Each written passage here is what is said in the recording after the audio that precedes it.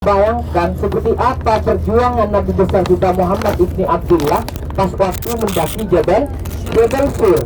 Mendakinya itu tengah malam tanpa lentera apapun. Kenapa Nabi Muhammad gak membawa cahaya apapun? Dikarenakan pas waktu itu situasinya lagi dikejar orang-orang kafir Quraisy seperti itu. Jadi kalau misalkan membawa lentera, membawa cahaya, tentunya nanti bisa ketahuan seperti itu. Jadi Nabi Muhammad SAW sebelum ingin dibunuh oleh orang kafir Quraisy sudah berdiskusi terlebih dahulu. Didatangi Nabi Muhammad, semuanya ditawari, apa yang akan engkau inginkan ya Muhammad? Apakah engkau ingin harta, tahta, apapun wanita? Katakanlah apapun yang engkau inginkan akan kami penuhi asalkan dakwahmu berhenti Bapak Ibu. Namun jangan bersikukuh, Nabi Muhammad tidak takut dan imannya begitu kuat sehingga tidak tergoda Bapak Ibu. Alhamdulillah. Kemudian setelah yang didatangi Nabi Muhammad sendiri tidak bisa, kemudian yang didatangi oleh orang kafir Quraisy yakni paman Nabi Muhammad, kakek Nabi Muhammad yakni Abdul Muttalib. Yang didatangi Abdul Muttalib, mohon maaf, yang didatangi paman Nabi Muhammad yakni Abu Talib. Didatangi, ya Abu Talib, katakanlah kepada keponakanmu kalau misalkan dia masih ingin tinggal di kota Mekah dan masih ingin hidup di kota Mekah, maka berhentilah berdakwah agama Islam, hentikanlah untuk ajarannya. Kemudian disampaikan oleh paman Nabi Muhammad kepada Nabi Muhammad,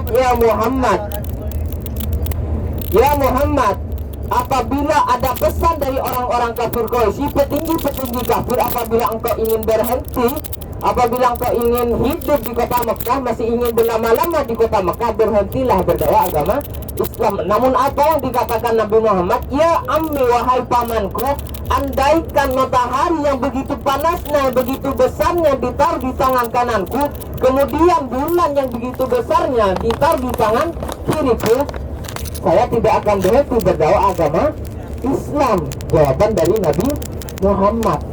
Setelah itu dari berbagai macam cara, dari segi hal kebaikan sudah ditawarkan oleh orang kafir Quraisy, namun alhamdulillah Nabi Muhammad pun masih teguh iman, masih berdakwah agama Islam. Setelah itu tinggal rencana yang terakhir, yakni membunuh Nabi Muhammad. Namun sebelum ada cara membunuh Nabi Muhammad, orang-orang kafir Quraisy mengumpulkan petinggi-petinggi kafir Quraisy yang ada di kota Mekah. Kurang lebihnya ada 14 suku. Dari setiap suku ini, dari setiap suku diutus pemimpinnya mengadakan musyawarah yang diletakkan di dekat Ka'bah. Di sana dulu ada tempat yang namanya Darun Nadwah. Kalau sekarang itu namanya balai desa, tempat musyawarah.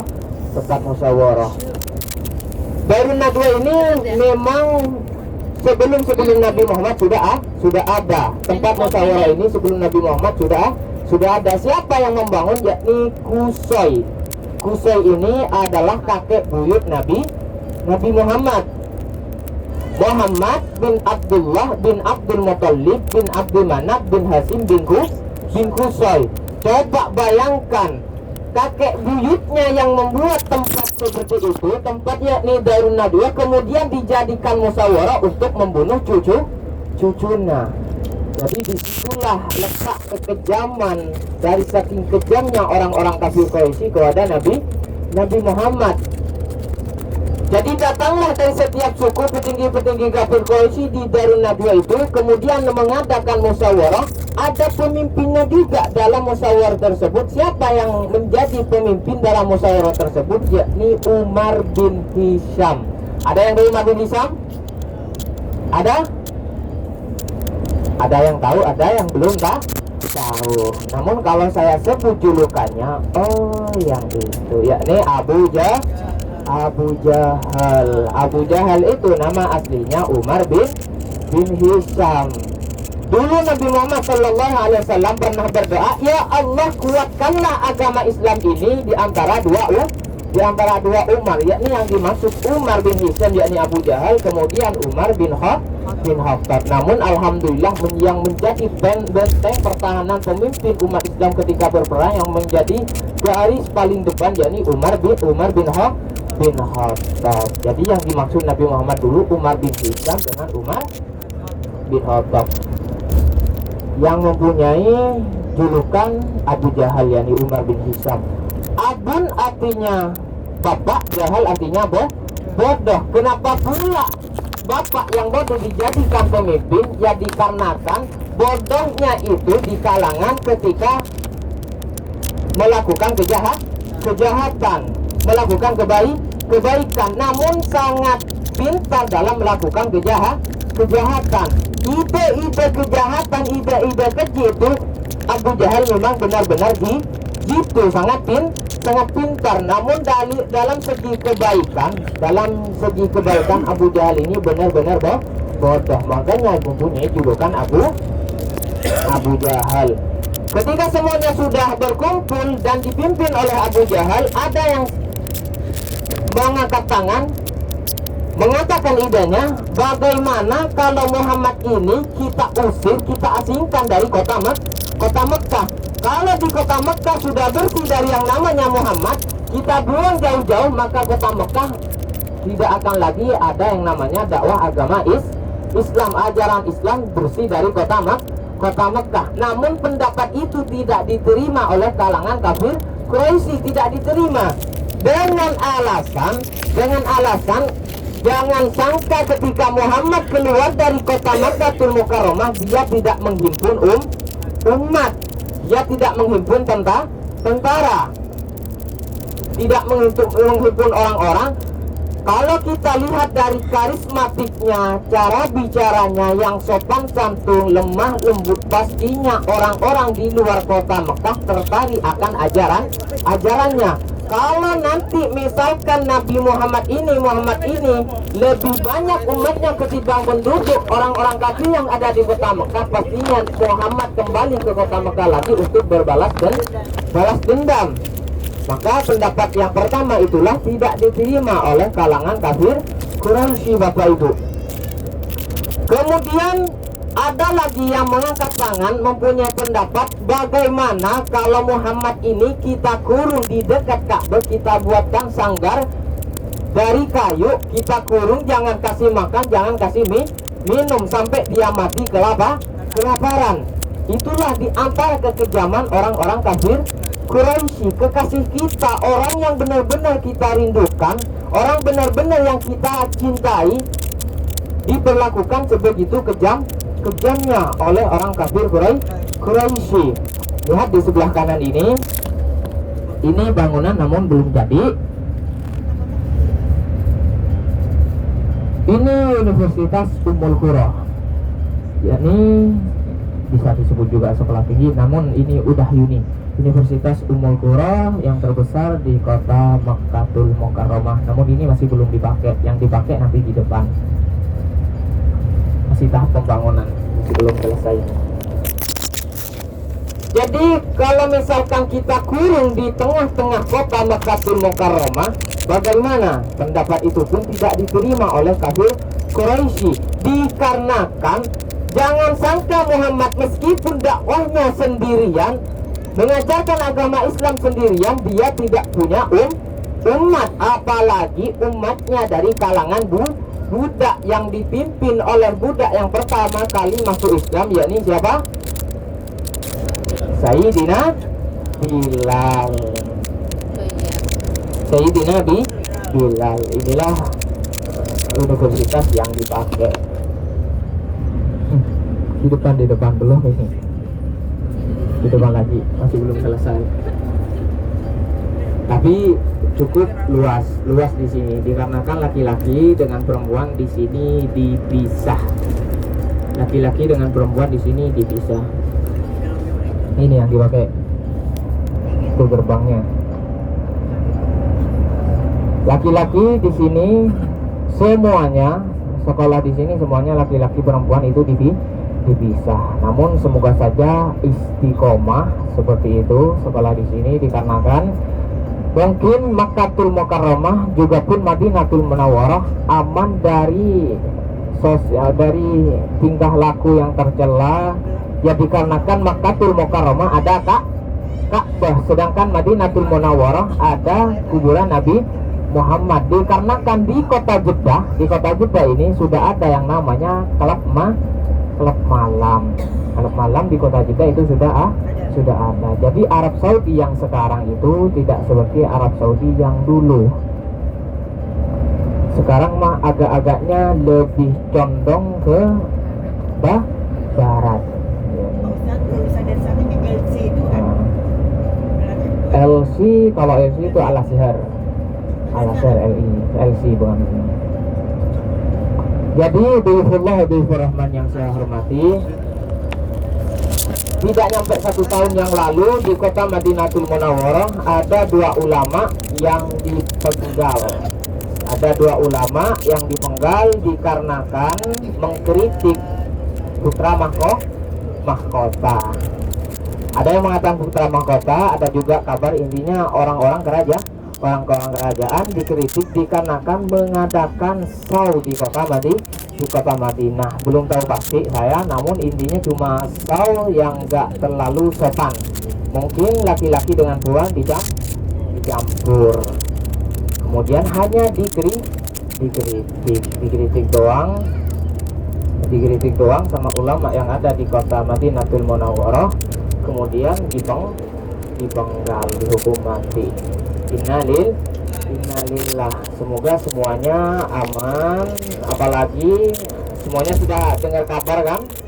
Semuanya sudah dengar kabar bahwasanya visa umroh, orang yang mau berangkat umroh dari Indonesia sekarang masih ditahan. Bahkan yang sudah nyampe ke bandara disuruh pulang lagi.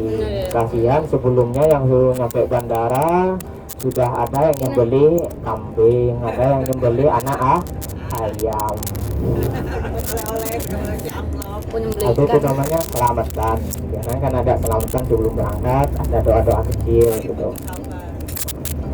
Namun katanya sih sekitar 14 hari, 14 malam sudah kembali normal kembali. Karena kan virus corona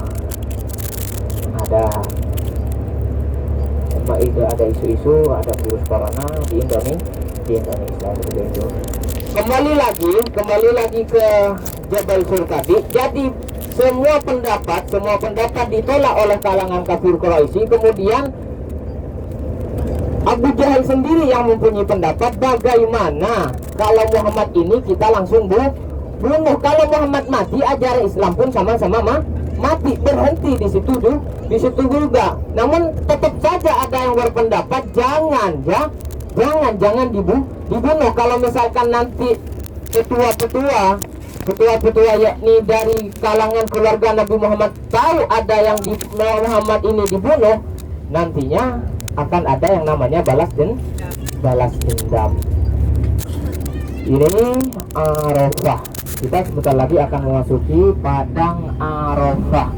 Nanti di sebelah kiri ataupun di sebelah kanan ada plat kuning yang tulisannya itu di sebelah kanan kelihatan plat kuning Arafah Start Here. Jadi Arafah dimulainya kalau kita sudah melewati plat kuning ini. Arafah Start Here. Udah start. Arafah Start Here.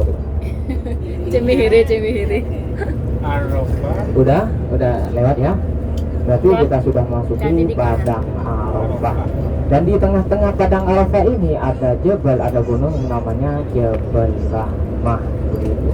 Jadi disitulah alasan kenapa Nabi Muhammad ingin dibunuh, kemudian diwahyukan oleh Allah Subhanahu wa taala untuk berhijrah dari kota Madinah, dari kota Mekah ke kota Madinah. Namun sebelum berhijrah, Nabi Muhammad masih transit terlebih dahulu di Jabal Sur, kurang lebihnya selama 3 hari 3 malam. Namun Nabi Muhammad tidak sendirian dengan sahabatnya yang bernama Sayyidina Abu Bakar, sahabat yang paling dekat dengan Nabi Muhammad, bahkan melebihi saudara akan kecintaan Sayyidina Abu Bakar kepada Nabi Muhammad, bahkan sampai nyawanya yang dipertaruhkan. Apa diantaranya? Nyawa sama, kalau hartanya jangan ditanyakan lagi, memang sudah diwakafkan untuk perjuangan Nabi Muhammad. Nyawanya diantaranya, tandanya yakni buktinya, ketika ingin memasuki Gua Tur, Nabi Muhammad tidak diperbolehkan masuk duluan, ditakutkan nanti di dalam ada hewan-hewan yang berbisa menggigit Nabi Muhammad, kemudian Nabi Muhammad terbunuh. Apa yang dikatakan Sayyidina Abu Bakar? Biarkan saja ya Rasulullah, kalau misalkan nanti di dalam ada hewan yang berbisa, saya yang digigit, tidak ada masalah. Mungkin yang sedih hanya keluarga saya, kata Sayyidina Abu Bakar. Namun kalau misalkan engkau yang tergigit kemudian engkau terbunuh, sementara ajaran agama Islam belum sempurna, kemudian yang akan sedih bukan hanya keluarga engkau saja ya Rasulullah, akan tapi seluruh umat Islam, seperti itu. Jadi kita sudah berada di dalam padang Arafah dan sebentar lagi kita akan memasuki Jabal Rahmah. Namun Bapak Ibu semuanya turun, namun jangan naik. Di padang Arafah ini tidak ada keberkahannya dalam berdoa, apalagi di Jabal Rahmah nanti. Kapan keberkahannya? Hanya pas tanggal 9 Dzulhijjah saja, waktu wukuf di Arafah. Itu pun dari tergelincirnya matahari, dari waktu zuhur sampai terbenamnya matahari, yakni salat maghrib. Selain itu tidak ada keberkahan dalam segi berdoa. Lebih berkah berdoa di Masjidil Haram, lebih diijabah berdoa di Masjidil Haram. Jadi lihatlah di depan ini adalah Jabal Rahmah. Jadi tidak usah naik, kalau misalkan mau foto dipersilahkan. Karena kalau masih ada yang naik nanti takutnya terlambat. Kesiangan. Tadi kesiangan sih.